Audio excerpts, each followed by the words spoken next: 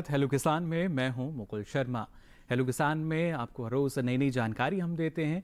और आज की अगर बात की जाए, सबसे पहले जो आज के विषय हैं जिसके बारे में आज आपको हम जानकारी देंगे, उन विषयों के बारे में आपको हम बता देते हैं। आज खासतौर से हम बात करेंगे धान की नर्सरी लगाने की तैयारी, और उसके साथ ही बात होगी रबी प्याज और लहसुन की कटाई और उनके भंडारण की। जी हाँ, और साथ ही धान की नर्सरी आप कैसे लगा सकते हैं, दोनों महत्वपूर्ण विषय, इन पर आज आपको हम जानकारी देंगे। और इन दोनों विषय से संबंधित अगर आप कोई सवाल पूछना चाहते हैं तो आप हमारा टोल फ्री नंबर जो है, ये नंबर आप नोट कर सकते हैं, जिसके ज़रिए आपके जो सवाल है वो हम तक पहुंच सकेंगे। टोल फ्री नंबर है 1800-113060, साथ ही 1800-113061। इन नंबर्स पर आप हमें कॉल कर सकते हैं और आपके सवालों के जवाब देने के लिए दो बेहद ही खास मेहमान आज हमारे साथ जुड़े हैं। हमारे साथ स्टूडियो में मौजूद हैं डॉक्टर पी के गुप्ता जी, जो कि निदेशक हैं NHRDF में। आपका बहुत बहुत स्वागत डॉक्टर गुप्ता जी। नमस्कार। और साथ ही हमारे साथ लाइव जुड़े हैं डॉक्टर दिनेश कुमार जी, जो कि प्रधान वैज्ञानिक हैं सस्य विज्ञान संभाग के पूसा, नई दिल्ली में। डॉक्टर दिनेश, आपका भी बहुत बहुत स्वागत। तो जैसा नमस्कार। हमने आपको बताया कि अगर हम बात करते हैं, जब खासतौर से प्याज और लहसुन की बात होती है, उनकी कटाई की जब हम बात करते हैं या जब खुदाई उनकी की जाती है, खासतौर से ये ऐसी हमारी सब्जियों में इनकी गिनती की जाती है जिसके ज़रिए जो किसान है कैसे वो ज़्यादा पैसा इसके अर्जित कर सकते हैं।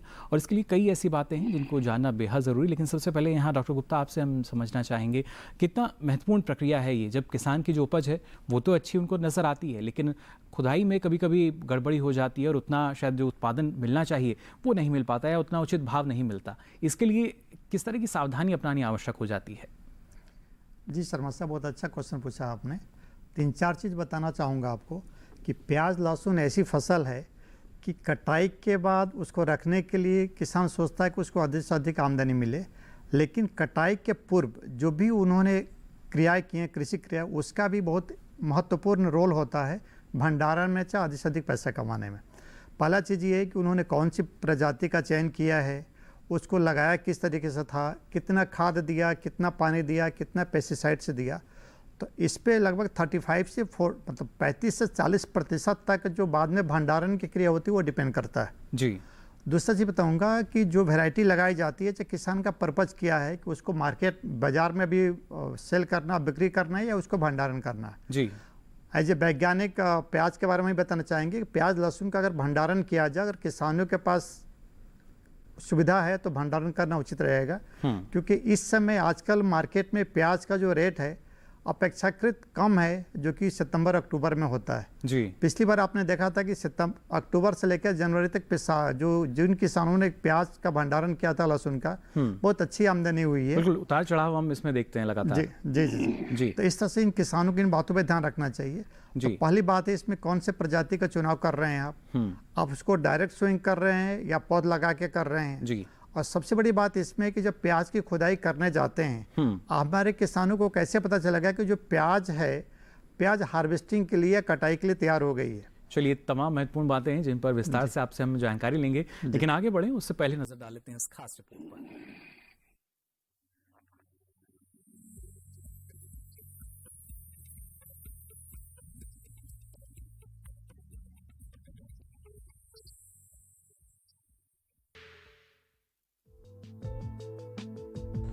मार्च से जून माह के बीच रबी फसल प्याज और लहसुन की फसल कटाई का काम किया जाता है। बाजार में फसल की मांग बनी रहे, इसके लिए फसल भंडारण बहुत जरूरी होता है। हालांकि प्याज खराब हो जाने वाली फसलों में से है जो भंडारण के दौरान 30 से 40% नष्ट हो जाती है। प्राकृतिक आपदाओं के दौरान नुकसान 40% से अधिक हो जाता है, जो मांग और आपूर्ति दोनों पर भारी प्रभाव डालता है।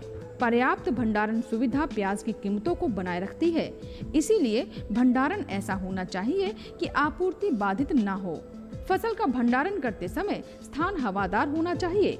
इसके अलावा कुछ किसान कम खर्च वाली फूस की छत वाली बांस की संरचना में भी फसल का भंडारण कर सकते हैं, जिसमें छत गन्ने के पत्तों से बनी होती है।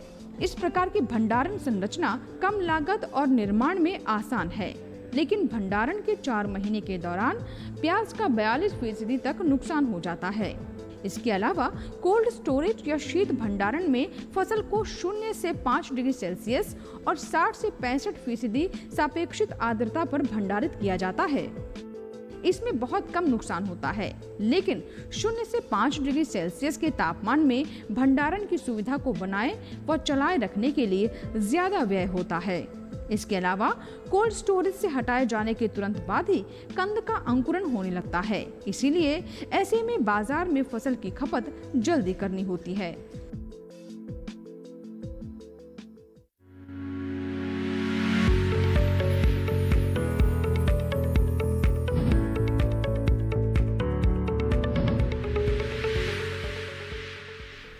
तो जाना आपने किस तरीके से जो तमाम महत्वपूर्ण पहलू हैं जिनके बारे में हमारे वैज्ञानिक जो हैं वो आपको जानकारी दे रहे थे, इनका अगर हम ख्याल रखेंगे तो अच्छी खासी आमदनी जो है हमें इन फसलों के ज़रिए भी मिल सकती है, लेकिन हमें नुकसान को बचाना होगा।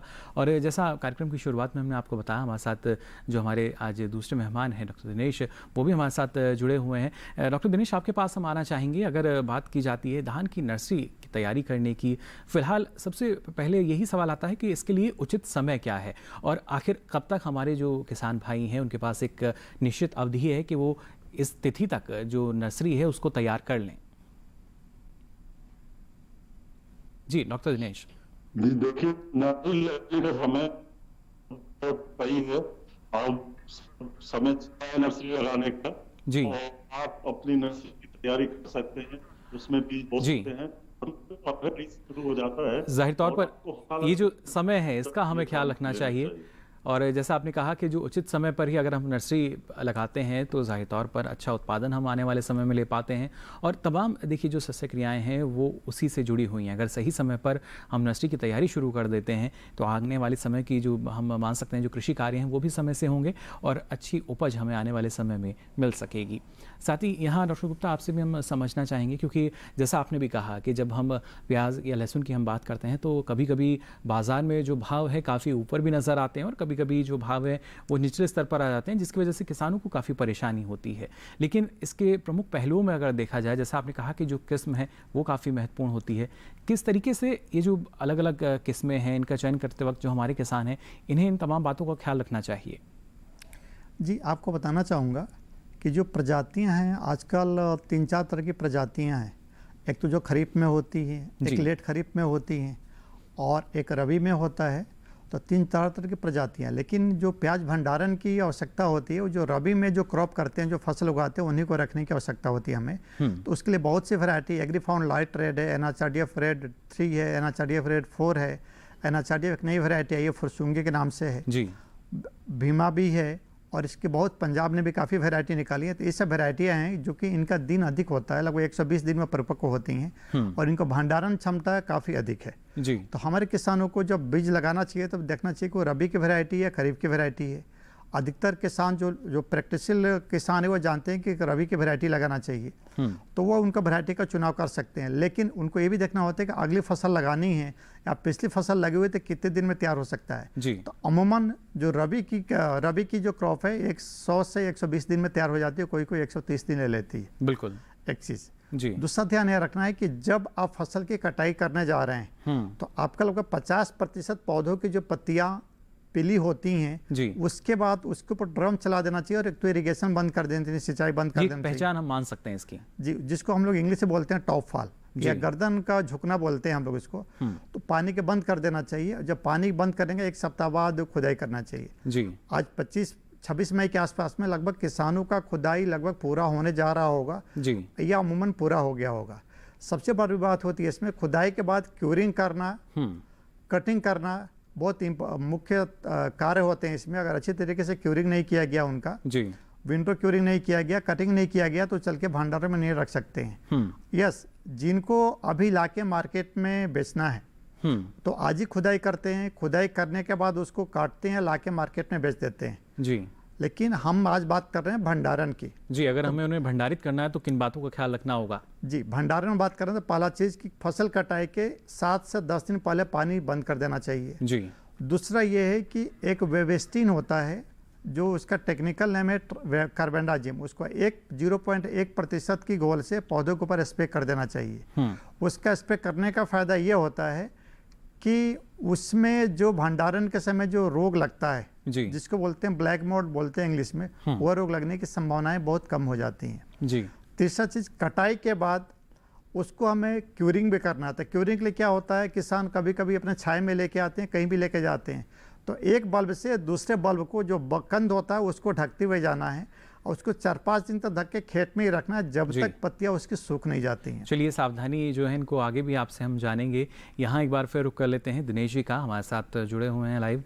दिनेश जी, जानना चाहेंगे आपसे, जैसे आपने उचित समय तो हमें बता दिया, लेकिन इसके साथ साथ जो इसकी तैयारी हमें करनी है, यानी जो हम नर्सरी के लिए जो पूरी तैयारी करते हैं, खेत की जो हमें तैयारी करनी है, वहाँ पर किन बातों का ख्याल रखना चाहिए किसानों को? जो धान की नर्सरी है या पौध है, किसान भाई दो तरह से तैयार करते हैं। एक तो होती है सूखी क्यारी विधि और एक होती है गीली क्यारी विधि। सूखी क्यारी विधि में आमतौर पर 2-3 जुताई करके खेत को समतल करके और सही मात्रा में उर्वरक खाद डाल के फिर उसमें सीधे बुआई कर देते हैं। किसान भाइयों, अगर आप सूखे खेत में बुआई कर रहे हैं तो उसमें गहराई ज्यादा न रखें बीज की, सिर्फ 1 से 2 सेंटीमीटर गहराई पे बीज बोएं और साथ ही साथ एक बहुत हल्की सी उसमें सिंचाई कर दें। और जो गीली क्यारी विधि है, गीली क्यारी विधि में आपको, जैसे आप धान का खेत तैयार करते हैं, मुख्य खेत, उसी तरीके से पहले आपको गारा बनाना पड़ता है खेत में और फिर उसे जो है वो क्यारियां उसमें बना लेते हैं छोटी छोटी। क्यारी की चौड़ाई जो है 1 से 1.25 मीटर रखें और लंबाई आप आमतौर पे 5 से 6 मीटर रख सकते हैं और 2 क्यारियों के बीच में 50 सेंटीमीटर की एक नाली जरूर रखें। इससे आप पानी लगा सकते हैं, पानी निकाल सकते हैं और निराई गुड़ाई भी कर सकते हैं। और बीज का जो उपचार करना चाहिए उसकी विधि हम आगे बताएंगे। बीज को उपचार करके और क्यारी को। बिल्कुल, काफी महत्वपूर्ण बात है जो आपसे आगे भी हम जानेंगे, लेकिन पहले आइए नजर डाल लेते हैं एक और खास रिपोर्ट पर।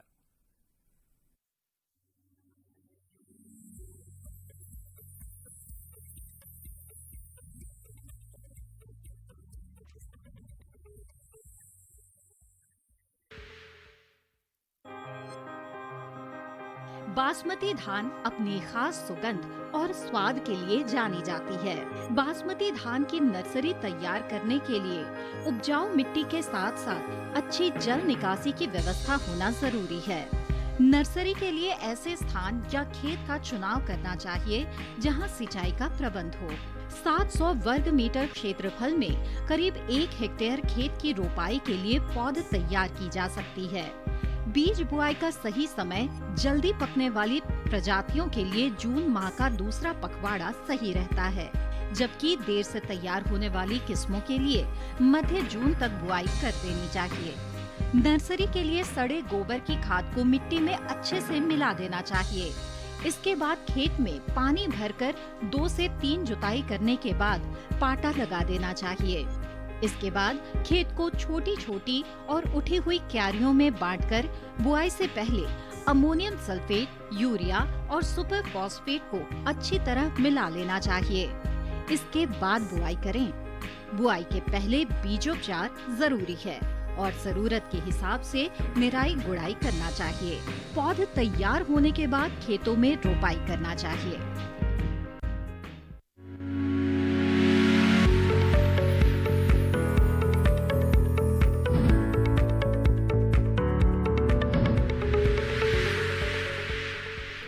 तो देखिए आपने जानकारी किस तरीके से जो नर्सरी की तैयारी है वो हम बेहतर ढंग से कर सकते हैं, और ये इसलिए काफ़ी महत्वपूर्ण है क्योंकि कहा जाता है कि अगर आपकी जो नींव है वो मजबूत है तो जाहिर तौर पर उस पर जो इमारत है वो भी मजबूत होती है। ऐसी हमारी फसलें हैं, अगर हमने नर्सरी जो है अच्छे से हमने लगाई है तो उस पर जितने भी पौध आएंगी वो अच्छी रहेंगी और उसके बाद अच्छा उत्पादन हमें उस फसल का मिल सकेगा।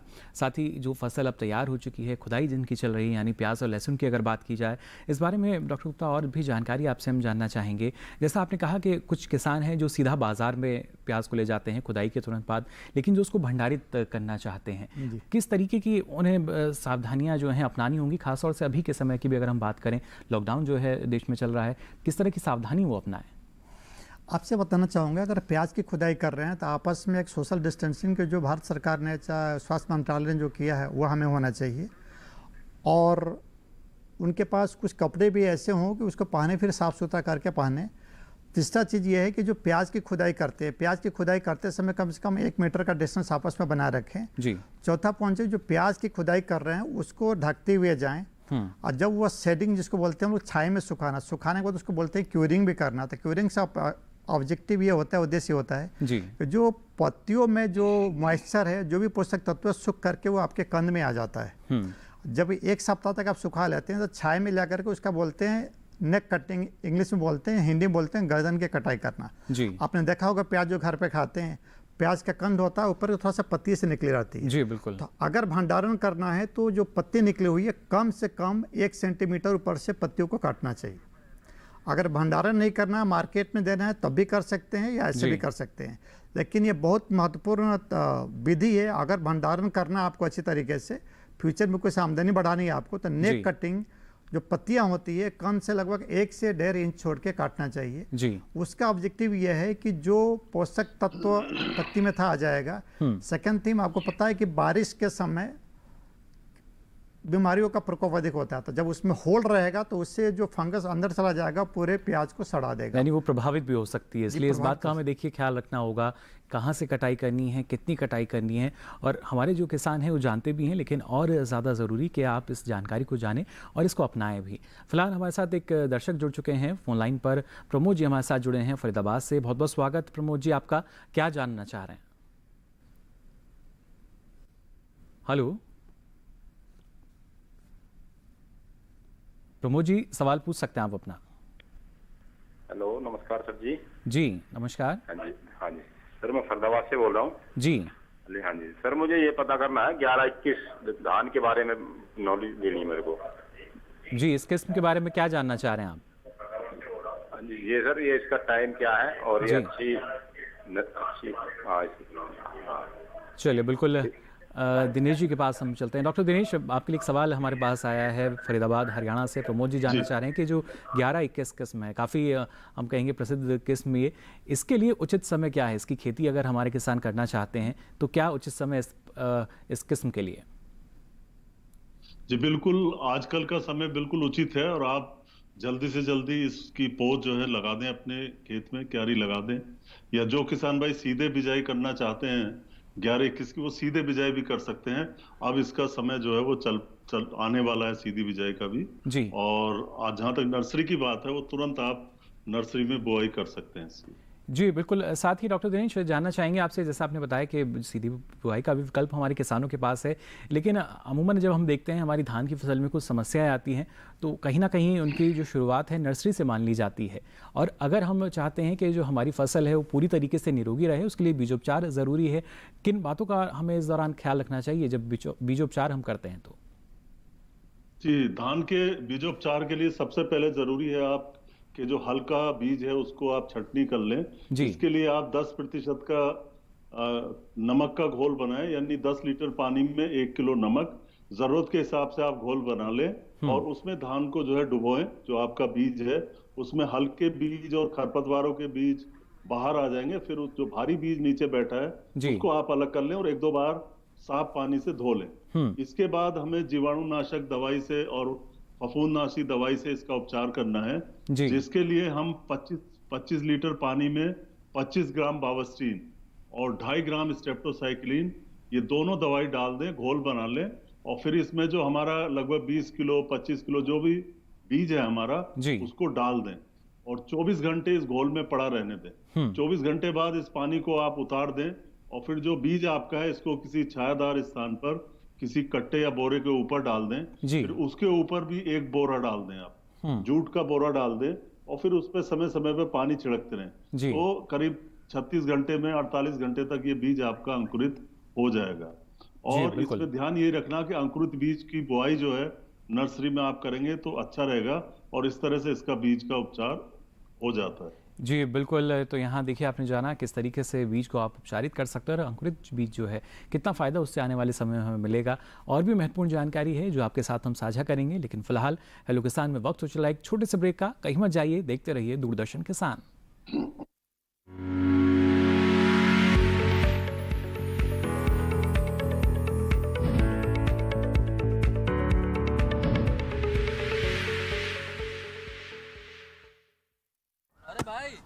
सुना नहीं क्या? केसीसी ने किसानों का जिंदगी बदल दिया है। देश के छोटे किसान 1,60,000 रुपये तक का कर्ज बिना किसी गारंटी को ले पाएंगे। ब्याज खोरों से भी पीछा छुटा। मैं तो जैविक खेती का पूरा सामान मंगा लिया, केसीसी का भी कोई दबाव नहीं है। ब्याज चुकाने के लिए पूरा 1 साल मिलता है। समय पर भुगतान करने पर केवल 4% के सालाना ब्याज पे लोन मिल गया मुझे। अपना आधार कार्ड, लेटेस्ट फोटो और जमीन के कागजात लेके अप्लाई करो बस। और नामांकन भरने के लिए जेब भी ढीली नहीं करनी पड़ी।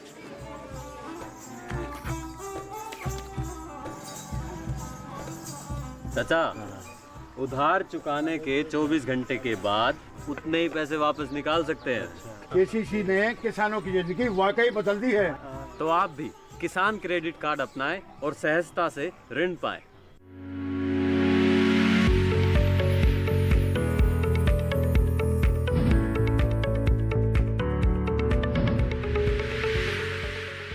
ब्रेक के बाद आप सभी का एक बार फिर स्वागत हेलो किसान में।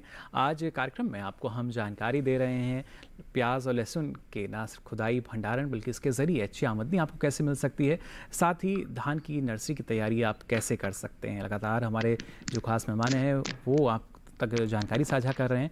आगे बढ़ें उससे पहले हमारे साथ एक दर्शक जुड़ चुके हैं, कुलदीप जी हमारे साथ जुड़े हैं मध्य प्रदेश से। इनका सवाल हम शामिल कर लेते हैं। कुलदीप जी, बहुत बहुत स्वागत आपका हेलो किसान में। क्या जानना चाह रहे हैं?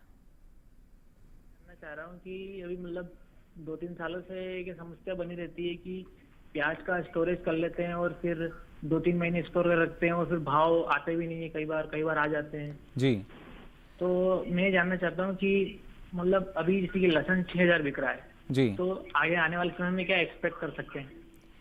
देखिए बिल्कुल कई ऐसी सावधानी हैं जिनको शायद अपनाकर रखरुकता आप भी इस बात से सहमत होंगे कि हम जो अपनी आमदनी है हम उसको अच्छे से बरकरार रख सकते हैं। लेकिन जो कुलदीप जी जानना चाह रहे हैं कि अक्सर यही होता है कि हम उसको भंडारित तो कर देते हैं लेकिन हम सोचते हैं कि 3 महीने बाद शायद बाज़ार में सुधार होगा तब उसको बाज़ार लेके हम जाएंगे। कितना महत्वपूर्ण है कि अगर हम भंडारित कर रहे हैं तो अच्छा मुनाफा भी हमें आने वाले समय में मिले? जी कुलदीप जी, आपको बताना चाहूँगा जो भंडारण होता है प्याज का, मई से लेकर स्पेशली जून के फर्स्ट वीक तक हम भंडारण कर देते हैं।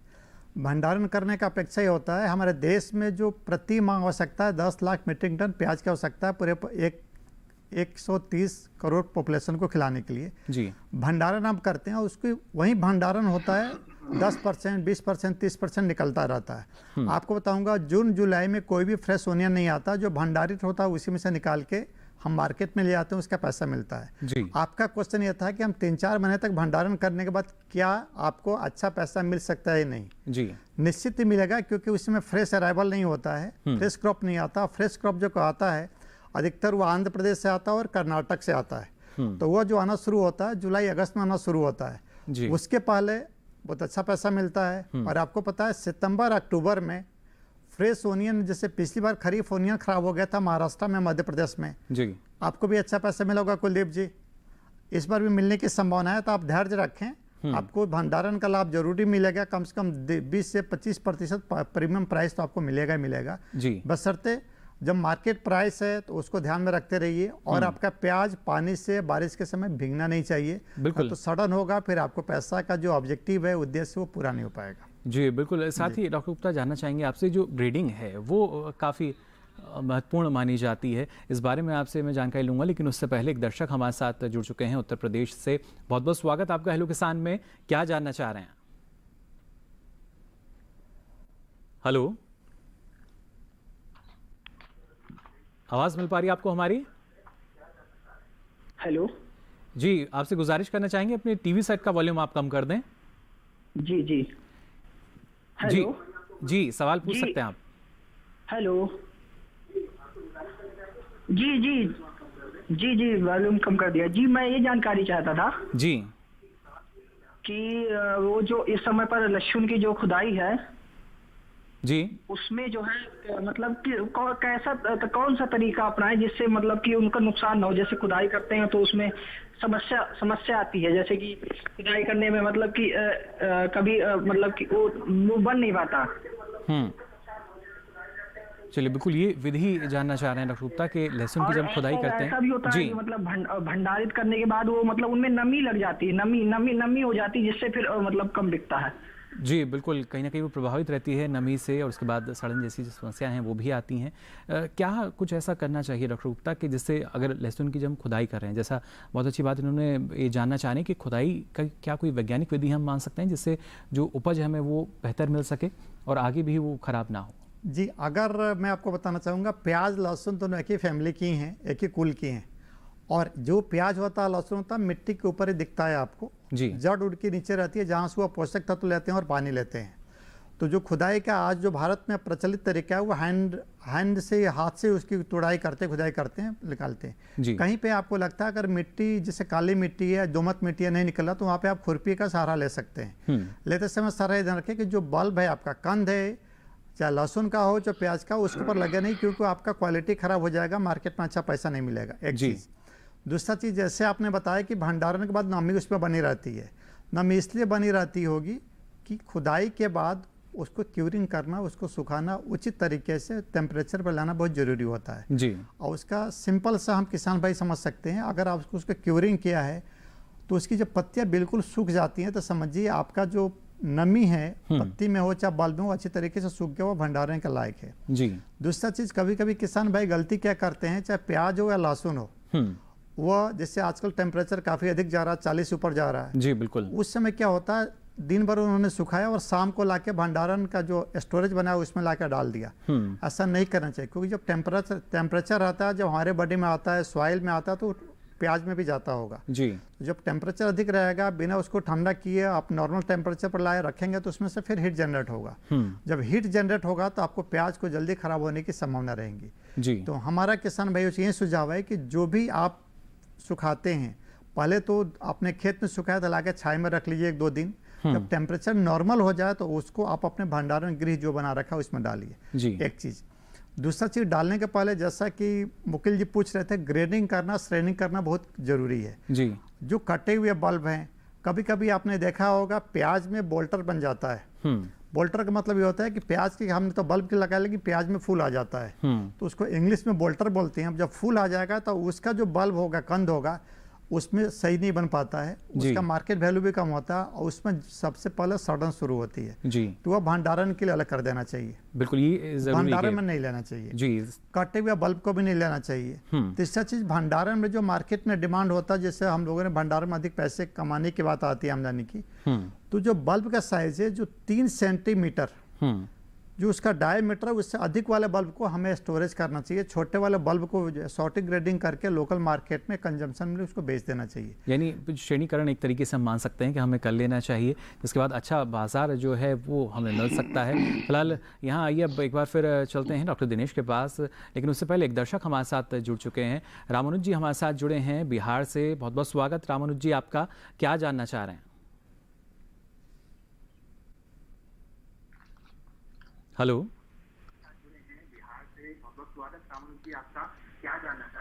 धान का माने सबसे अधिक उपज देने वाला कौन धान है जी? बिहार में किस जगह से बात कर रहे हैं आप? महीन धान जी, किस जिले से बात कर रहे हैं बिहार में? जी हाँ, बिहार में किस जगह से बात कर रहे हैं? नवादा।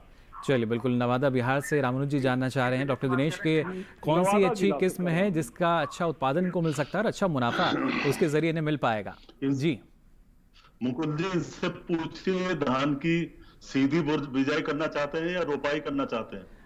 रामानुज जी, आप धान की सीधी बिजाई करना चाह रहे हैं या रोपाई विधि से आप इसको करना चाह रहे हैं? क्योंकि दोनों के लिए अलग अलग किस्में हैं। फिलहाल संपर्क हमारा रामानुज जी से नहीं हो पा रहा है। डॉक्टर दिनेश, मैं चाहूंगा आप बता दें हमें दोनों के लिए अलग अलग किस्में।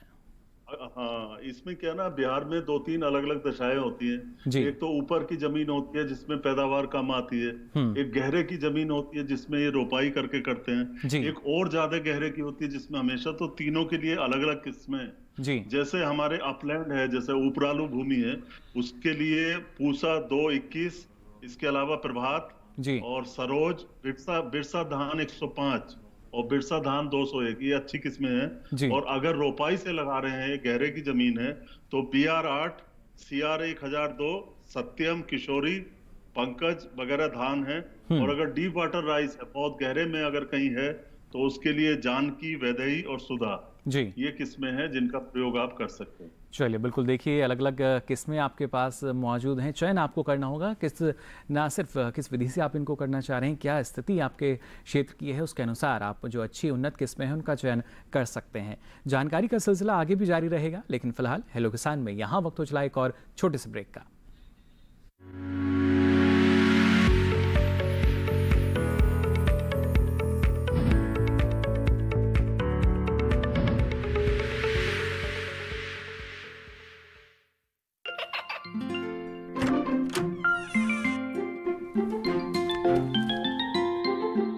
ये क्या हो रहा है? काशवी, इतने कम मार्क्स? काशू, बेटा पढ़ा करो।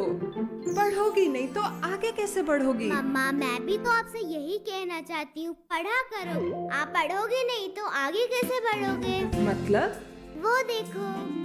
सिर्फ बैक पर छपा ऑर्गेनिक नहीं, ऑर्गेनिक का निशान पहचानिए। पीजीएस ऑर्गेनिक का ये लोगो उन किसानों की पहचान है जो आज भी परंपरागत विधि से रसायन मुक्त खेती कर आपके लिए शुद्ध फसल उपजा रहे हैं। अब समझे मम्मा, अगर मैं प्योर ऑर्गेनिक फूड नहीं खाऊंगी तो अच्छे मार्क्स कहाँ से लाऊंगी? अच्छा बच्चों, जैविक खेती की इस मुहिम को आगे बढ़ाइए, शुद्ध ऑर्गेनिक अपनाइए।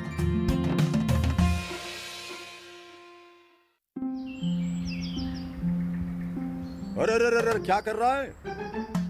इधर इधर इधर, हम बोल रहे हैं तेरे बीजू का।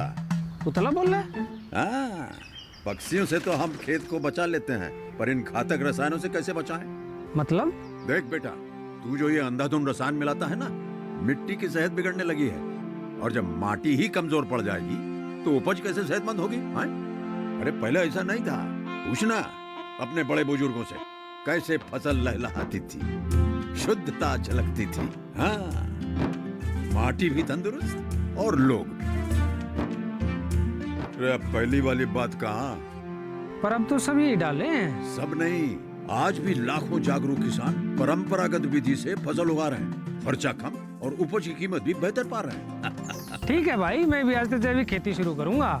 माटी से प्रेम की परंपरा है परंपरागत खेती।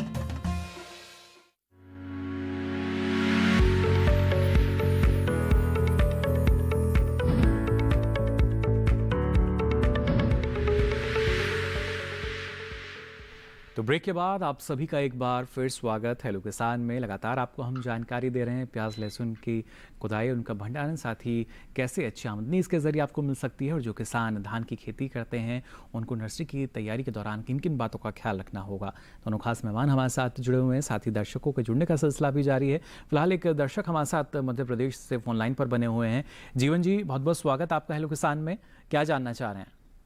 सर, हमने जो प्याज का भंडारण किया है जी, उसमें ये पूछना था कि जो हवा का जो हमने सिस्टम लगाया है, उसमें हवा का जो दिन में चलाना चाहिए कि रात में चलाना चाहिए? क्योंकि दिन में टेम्परेचर ज्यादा हो जाता है और रात में टेम्परेचर कम हो जाता है। जी, तो वो दिन में चलाते हैं तो गर्म हवा जाती है। जी बिल्कुल। रात में चलाते हैं तो ठंडी हवा जाती है। जी, ये बिल्कुल काफ़ी समस्या रहती है। जो तापमान है उसको भी मेंटेन करके रखना है।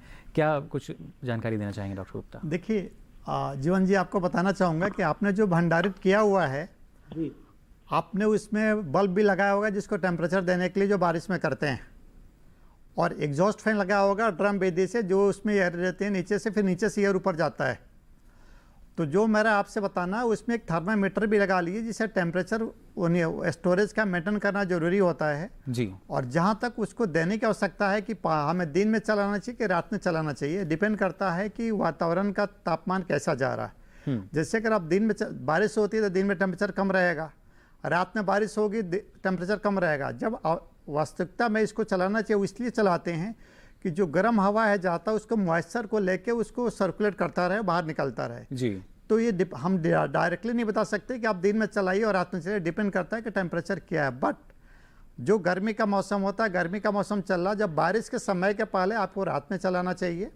जब बारिश का समय आता है तो डिपेंड करता है कि रात में बारिश हो रही है कि दिन के बारिश, उस हिसाब से आपको चलाना चाहिए ताकि टेम्परेचर उसका मेंटेन कर सकें। जी जी, और इससे कुछ पूछना तो बताएं आप। बिल्कुल, यानी ये काफ़ी महत्वपूर्ण है कि जो तापमान है पहले उसको हमें नियंत्रित करना होगा। साथ ही यहाँ पर जैसे हमने कहा कि जब धान की भी हम बात कर रहे हैं लगातार, डॉक्टर दिनेश यहाँ आपसे भी हम समझना चाहेंगे, जब हम अच्छी पौध की बात करते हैं, स्वस्थ पौध की हम बात करते हैं, तो इसमें जो आवश्यकता होती है पोषक तत्वों की या खाद की, नर्सरी में किस तरह का प्रबंधन हमें अपनाना चाहिए पौध के लिए? जी, आमतौर पे जैसे हम मानते हैं कि 600 से 800 मीटर स्क्वायर एरिया होता है, तो इसमें हमें खाद और उर्वरकों को सही प्रबंध करना चाहिए। अगर हमारी स्वस्थ होगी जी, तभी हमारे खेत में पौधे स्वस्थ। मिट्टी की किसान भाई नहीं करा पाते नर्सरी के लिए, इसके लिए आप गोबर की खाद डालें 600 से 800 किलोग्राम, इसके अलावा 8 से 12 किलोग्राम यूरिया और 15 से 30 किलोग्राम सिंगल सुपर फास्फेट और 5 से 6 किलो म्यूरेट ऑफ पोटाश और साथ ही 2 से 2.5 किलोग्राम जिंक। ये सारे उर्वरक और खाद जो है आप रोपाई के समय जब आप बुआई के समय जब आप पडलिंग कर रहे होते हैं, खेत में गारा बना रहे होते हैं, उस समय खेत में आप मिला दें, तो ये आपका जो है इससे आपकी पौध की बढ़वार अच्छी होगी और पौध को आपकी पूरी खुराक मिलेगी। जी बिल्कुल, ये बेहद ज़रूरी है कि जो पौधा है उसको पूरी खुराक मिल सके, जिससे वो अच्छी बढ़वार कर सके और पूरी तरीके से स्वस्थ रहे, अच्छा उत्पादन आपको दे सके। फिलहाल हमारे साथ एक और दर्शक जुड़ चुके हैं फोन लाइन पर। बहुत बहुत स्वागत है आपका हेलो किसान में। क्या जानना चाह रहे हैं? हेलो हेलो जी, अतुल जी। हेलो, नमस्कार जी। जी नमस्कार अतुल जी, आपसे गुजारिश करना चाहेंगे अपने टीवी सेट का वॉल्यूम आप कम कर दें पहले। हाँ जी सर, कम है आवाज। जी, अपना सवाल आप पूछ सकते हैं। आप नहीं सर, टीवी का वॉल्यूम कम है। जी, सवाल पूछ सकते हैं आप अपना अतुल जी। सर क्या क्या सावधानी रखनी चाहिए, मतलब ये जो लहसुन और प्याज है, इसके भंडारण के दौरान क्या सावधानी रखनी है आप जानना चाह रहे हैं? चलिए, कांगड़ा हिमाचल प्रदेश से ये जुड़े हैं डॉक्टर गुप्ता हमारे साथ। और जाहिर तौर पर अगर हम पर्वतीय क्षेत्रों की बात करते हैं, तापमान का वहाँ भी हमें ख्याल रखना है, वहाँ पर किस तरह की सावधानी की आवश्यकता रहती है? एक्चुअल में बताना चाहूँगा कि जो ये वहाँ पे मैक्सिमम लहसुन की खेती होती है कांगड़ा हिमाचल प्रदेश में, प्याज की खेती बहुत कम होती है। इस समय आपका जो लहसुन है खेत में लगा होगा, जैसा कि ये कुल्लू में भी काफ़ी खेती होता है लहसुन का, हमारे NHRDF के भी कराते हैं हम लोग जी। तो ये जो क्रॉप होता है लगभग 150 दिन का होता है। यहाँ भी वही सावधानी रखना है, लेकिन यहाँ पे जो पौधों की पत्तियाँ हैं, टेम्परेचर काफ़ी डाउन हो जाता है तो पौधों की पत्तियाँ पूरी सूख नहीं पाती हैं जी। तो जो मैदानी क्षेत्रों में लागू होता है वो जो वैज्ञानिक विधि है वो पर्वतीय क्षेत्र में लागू नहीं होगा। बट आपको ये ध्यान रखना है कि जब आपका बल्ब बन गया है, बल्ब का शायद आपका होता है लगभग 3 से 4, 5, 6, 7 सेंटीमीटर बल्ब तक होता है, और जो पौधे बड़े हो गए हैं और पौधे में थोड़ा सा ऊपर की पत्तियां पीली पीली सी पड़ रही हैं तो उसको इमीडिएट निकाल देना चाहिए जी। अब हम बात करते हैं कि अभी हिमाचल प्रदेश और कांगड़ा की जो बात कर रहे हैं वहाँ पे अभी खुदाई होने वाली है जी। जून के फर्स्ट वीक में होगी, तो खुदाई करते समय इनका ध्यान रखना है। दूसरा चीज ये ध्यान रखें, जितना कम से कम नमी रखेंगे आप उतना लहसुन का भंडारण अधिक होगा, प्याज का भी भंडारण अधिक होगा जी। तो ये सावधानी रखनी है। दूसरा चीज क्या होता है, उधर काफी छोटे छोटे टुकड़ों में किसान लोग रखते हैं, क्योंकि उधर का जो पर्वतीय क्षेत्रों की जो समस्या होता है उस हिसाब से रखते हैं जी बिल्कुल। लेकिन उनकी क्वालिटी काफी अच्छी होती है। तो 3-4 चीजों का ध्यान रखेंगे। जो उनका कंद से कटाई करते हैं पत्तियों का, तो 1 से 1.5 सेंटीमीटर 1 से 1.5 इंच का होना चाहिए, और उनका पूरा सुखाने के बाद भी जैसे भी सुखा सकते हैं शेड में, उसका भंडारण गृह में ले जाएंगे तो आपका अच्छा रहेगा। तो इस तरह से आप कांगड़ा में चाहे हिमाचल प्रदेश में लहसुन की भंडारण कर सकते हैं जी। और सेम तरीका आपके प्याज के लिए भी होता है। बिल्कुल, तो देखिए किस तरीके से आप पर्वतीय क्षेत्रों में भंडारित कर सकेंगे।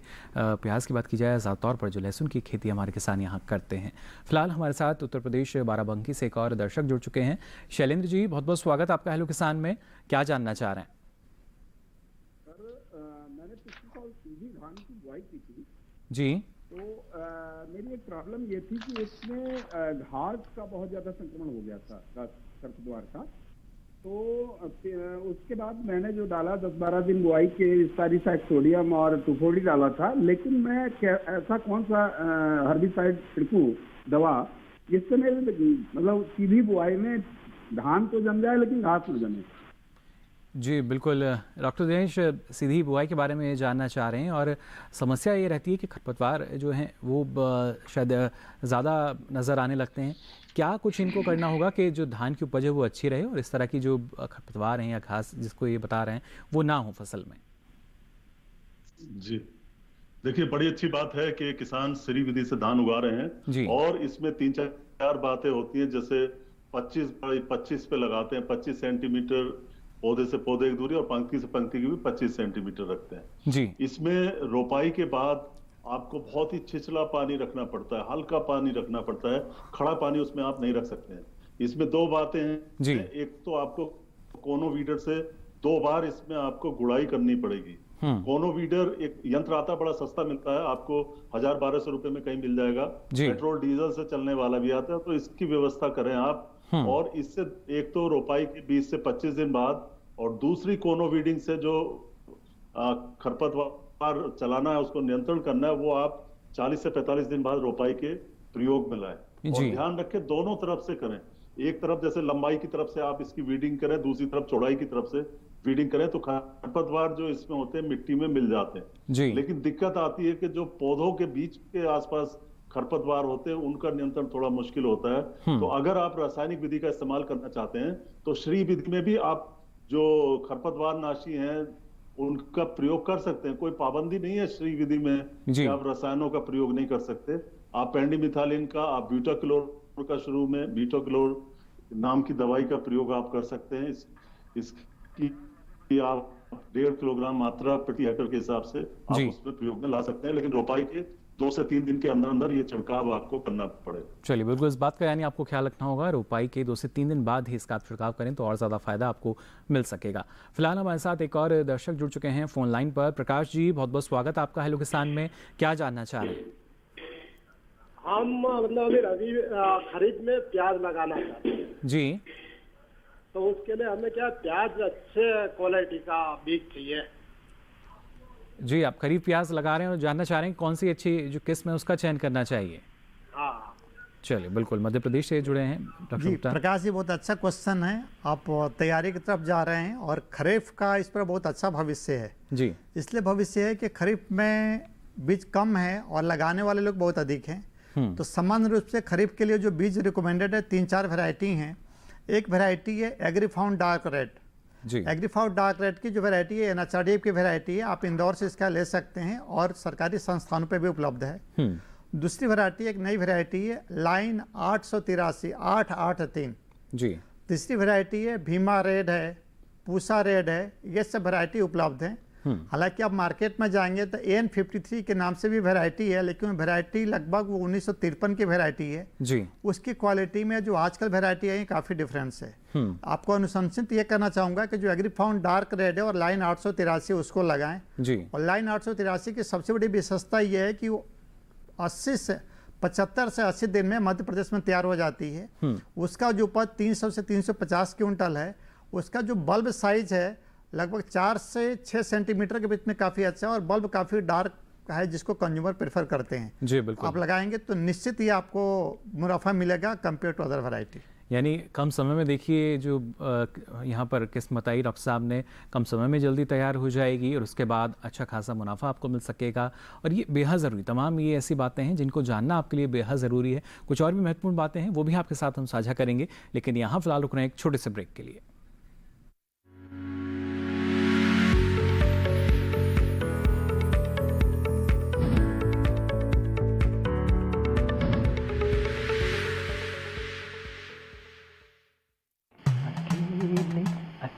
अरे वाह भैया, अकेले अकेले। अरे तू भी ले, पर खाएगा कैसे? मैं ऑर्गेनिक खेती की बात कर रहा रे बेटे। अकेले अकेले खेती कब तक करेगा? मतलब गांव में 20-25 किसानों का समूह बना के पंजीकरण करवा ले, फिर सरकारी ट्रेनिंग भी मिलेगी और मुफ्त जैविक बीज खाद भी। फिर PGS ऑर्गेनिक की सरकारी मोहर के साथ तेरी उपज आकर्षक पैक में पहुंचेगी बड़े बाजार तक। अच्छा? हाँ। अरे भाई, कहाँ चल दिया? सबको साथ लाने, आमदनी बढ़ाने। तो किसान भाई समझ गए ना? साथ मिलकर ऑर्गेनिक खेती कीजिए, अपनी परंपरा को आगे बढ़ाइए, ज्यादा मुनाफा कमाइए। माटी से प्रेम की परंपरा है, परंपरागत खेती।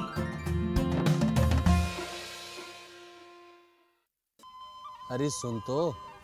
मुझे क्या सुनाना चाहते हो? जो सुनाओ मेरी सौतन को। किसको? अरे वही तुम्हारा मोबाइल फोन जिससे सुबह शाम दिन रात चिपके रहते थे और कहते थे किसान कॉल सेंटर से बातें हो रही हैं। अच्छा ये बात है।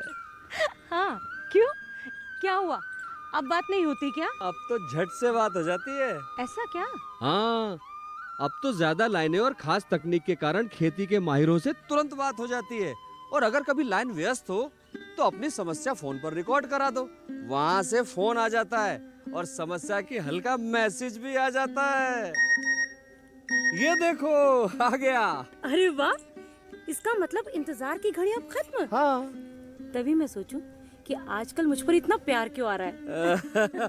कृषि संबंधी समस्याओं का अपनी भाषा में तुरंत हल पाने के लिए पूरे भारत में किसी भी फोन से हेल्पलाइन नंबर पर संपर्क करें। किसानों का दोस्त किसान कॉल सेंटर।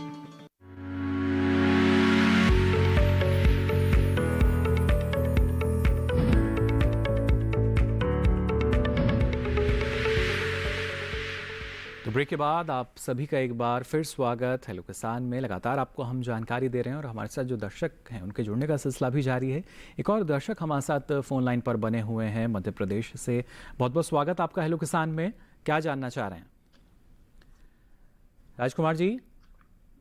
जी सवाल पूछ सकते हैं आप अपना। सर मैं ये बोल रहा हूँ, ये प्याज का भंडारण कैसे किया जाए? जी, प्याज का भंडारण कैसे किया जाए ये जानना चाह रहे हैं। सीधा सवाल। देखिए बहुत सीधा सवाल है, उसका सीधा आंसर भी है। आपके पास जो भी सुविधाएं हैं उस हिसाब से कर सकते हैं। देखिए एक तो ये कि जो प्याज का भंडारण करते समय क्या सावधानी रखना चाहिए। अगर आपके पास भंडारण गृह कहीं से नहीं बनाया आपने, या जो भी NHRD ने रिकमेंड किया है, DOGR ने रिकमेंड किया, किसी कारण से नहीं बना पाए, तो भंडारण करते समय 3-4 बातों का ध्यान रखना है। अगर भंडारण पत्ती सहित कर सकते हैं, पत्ती से तो उसको सुखा के आप उसको बांध दीजिए। अगर घर आपका फूस का हो कहीं भी उसको बांध दीजिए। वो आपके तरफ मचान लोग भी बोलते हैं, उसमें भी बांध सकते हैं। एक तो तरीका ये हो सकता है जो देसी बातें हैं। दूसरा ये कि छोटा सा मचान बना सकते हैं, जो ज़मीन है ज़मीन से 2-3 फीट के ऊपर पे जो बाँस होता है, बाँस को फैला करके जिसको लकड़ियाँ होती है उस पर उसको डाल देंगे तो आपका प्याज का भंडारण हो सकता है। ध्यान आपको ये रखना है कि उसमें पानी नहीं लगना चाहिए, धूप नहीं लगना चाहिए और हवा हमेशा आते जाते रहना चाहिए। तो जो हम लोगों ने रिकमेंड किया है 50 टन 100 मीट्रिक टन का, वो अभी फार्मूला उसका प्रिंसिपल यही है, बशर्ते को बड़ा है और छोटा है जी। तो इस तरह से कर सकते हैं और कोई प्रॉब्लम नहीं है। अगर आपके पास ओनियन स्टोरेज का नहीं है तो जो भी आपका जनपद है, जनपद के डिस्ट्रिक्ट हॉर्टिकल्चर ऑफिसर से बात कर सकते हैं। उनसे अनुदान भी मिलता है, मध्य प्रदेश सरकार देती है भारत सरकार का सहयोग से, वो भी आप बनवा सकते हैं। बिल्कुल। तो देखिए हर स्तर पर कोशिश यही है, हर संभव प्रयास किया जाता है जो किसान हैं उनको चौतरफा मदद दी जा सके। और खासतौर से जैसे डॉक्टर गुप्ता ने भी कहा कि अब आधुनिक तकनीक का इस्तेमाल भी होने लगा है। जगह अगर हम भंडारण की बात करते हैं तो उसके लिए भी देखिए सुविधाएं आपके पास हैं। अब यहाँ एक बार फिर आइए रुक कर लेते हैं डॉक्टर दिनेश का भी। डॉक्टर दिनेश, लगातार आपने हमें जानकारी दी, लेकिन यहाँ हम जानना चाहेंगे जब नर्सरी की तैयारी तो हमने जानी, लेकिन कितने दिनों में जो हमारी पौध है वो तैयार हो जाती है रोपाई के लिए, और उस दौरान हमें किन बातों का ख्याल रखना चाहिए जब हम रोपाई करते हैं? तो आमतौर पे 20 से 25 दिन की पौध जो है वो उपयुक्त होती है। अगर पौध हमारी ज्यादा पुरानी हो जाती है तो उसमें क्या है कि ब्यांत वगैरह कम आता है और सही नहीं रहती। तो 20 से 25 दिन की पौध की आप रोपाई करें।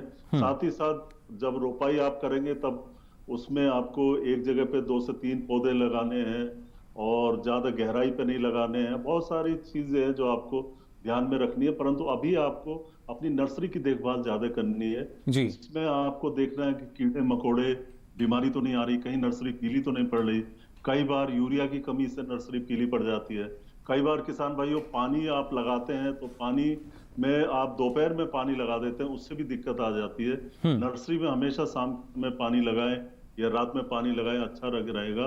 और इतनी धूप ज्यादा पड़ रही है तो इसमें खेत में, नर्सरी के खेत में ज्यादा पानी खड़ा ना रखें आप, हल्का पानी लगाएं, पौधा आपकी डूबे ना, नहीं तो गर्मी में वो झुलस सकती है, उसमें समस्या आ सकती है। ये सावधानियां आपको रखनी है। साथ ही साथ कीड़े मकोड़े, बीमारी और खरपतवारों का नियंत्रण भी अपनी नर्सरी में आप करते रहें, जिससे कि आपकी पौध का स्वास्थ्य अच्छा रहे। बिल्कुल डॉक्टर दिनेश, आखिरी सवाल आपसे जानना चाहूँगा। एक धारणा ये भी है कि अगर हम धान की खेती कर रहे हैं तो हमें बहुत अधिक मात्रा में पानी की आवश्यकता है, या जैसा अभी आपने नर्सरी का भी बताया कि पानी की आवश्यकता रहती है लेकिन इतनी भी नहीं। इस बारे में कुछ और जानकारी साझा करना चाहेंगे आप? जी बिल्कुल। धान की जो बड़ी समस्या है, सबसे बड़ी समस्या तो पानी की है, और दूसरी इसमें जो श्रम है इंसान का जो लगते हैं, हमारे श्रमिक लगते हैं, बहुत ज्यादा लगते हैं। दोनों चीजों की समस्या और इसका समाधान जो है सीधी बिजाई से हम हल कर सकते हैं। चारों तरफ अब सरकार भी इस पे जोर दे रही है, वैज्ञानिक भी जोर दे रहे हैं, क्योंकि पानी की कमी हो रही है और अब तो श्रमिकों की भी कमी हो रही है खेती बाड़ी में। तो उस दशा में सीधी बिजाई की तरफ भी किसान भाई जा सकते हैं। चलिए, बिल्कुल ये विकल्प है जिसका हम कह सकते हैं, इसको हमारे किसान अगर अपनाएं तो काफ़ी बेहतर रहेगा। फिलहाल डॉक्टर दिनेश, आपका बहुत बहुत शुक्रिया हमारे साथ जुड़ने के लिए। तो यहाँ पर डॉक्टर दिनेश हमें जानकारी दे रहे थे धान की नर्सरी की तैयारी हमें कैसे करनी है। साथ ही यहाँ डॉक्टर गुप्ता आपसे भी हम जानना चाहेंगे, काफ़ी महत्वपूर्ण हो जाता है भंडारण हम कैसे कर रहे हैं, ग्रेडिंग हमने कैसे की और उसका ज़रिए जो फ़ायदा हमें होने जा रहा है, इस बारे में और कौन सी ऐसी मुख्य बात है जिसका ख्याल हमें हमारे किसानों को रखना होगा? जी, मुख्य बात यह है कि जो भंडारण करने जा रहे हैं वो बारिश का समय है जी। अब बारिश के समय में आपका प्याज हर हालत में बारिश से भीगने से बचाने का प्रयास होना चाहिए। और क्या होता है इसमें जर्मिनेशन, जिसको स्प्राउटिंग बोलते हैं, जैसे हम जून में करने जा रहे हैं तो जुलाई अगस्त में एक बार हमें उसको छटाई ग्रेडिंग करने की आवश्यकता होती है जी। जब आप भंडारण गृह के पास जाएंगे तो प्याज का सड़ा हुआ स्मेल कभी कभी आता है, जैसे सड़े हुए स्मेल आपको दिखाई देता है, समझ में आता है, उसका तुरंत ही छटाई करवा दीजिए। तो छटाई करने से क्या होगा कि जो सड़े वाले प्याज हो गए निकल जाएंगे। ये बहुत महत्वपूर्ण प्रक्रिया। चलिए, तमाम महत्वपूर्ण बातें हैं जिनका ख्याल हमारे किसान भाइयों को रखना होगा। और अब यहाँ समय भी हो चुका है सबसे विदा लेने का। फिलहाल डॉक्टर गुप्ता आपने महत्वपूर्ण जानकारी हमारे दर्शकों के साथ साझा की, इसके लिए आपका बहुत बहुत शुक्रिया। जी, धन्यवाद सब आपका भी।